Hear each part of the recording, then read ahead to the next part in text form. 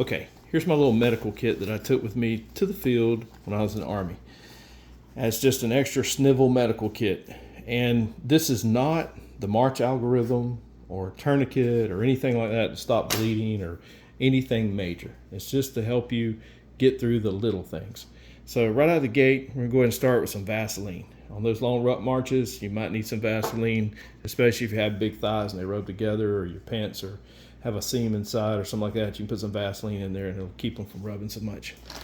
Next thing I got is a little Stop the Bleed kit, a little boo-boo kit. Has about every Band-Aid you can imagine in here, with some Neosporin and a triple antibiotic ointment to go with it. The next thing down the list of bleeding and helping stop the bleed is this stuff. This is really good stuff, and what it does is it basically acts as a skin. You can put it right across the cut or something like that. It'll keep it from bleeding and then also protect it. The next thing, if you get a cut and you don't want to sew it back together or anything, this is actually like a super glue for your skin. It's a sterile kind that the doctors use. I also like this roll gauze mixed with a Tegaderm. And so what happens is this stuff is elastic, and you can take this roll gauze and you can roll it around whatever's cut and then take and put that over it, and it'll actually hold it on there and give it a little bit of compression. And here's some more roll gauze, just a little smaller. This is actually really good brand. I like this stuff, so here's what it is. Next is moleskin. You start getting a blister on your foot or something while you're doing all these crazy marches or rucks or anything, this works really well. You're also going to need some lip balm, some eye wash, and then I have some Imodium AD here that will absolutely save your life if you start getting dehydrated, puking and crapping, and you can't get back to the rear and you're in forward deployed or something like that. So that works pretty good. Allergy pills, just in case. Here's some antifungal stuff, both for jock itch and for like foot issues. There are two different kinds. This kind, antifungal, that way if one doesn't work, the other one will. And then you have this kind. It's clomidomazole or whatever right here.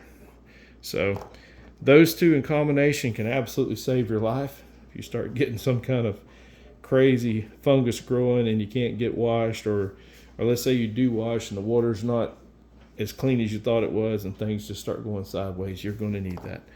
The next thing is a little pill thing, and it's Tylenol and ibuprofen. That's basically it. That's about all you can self-medicate.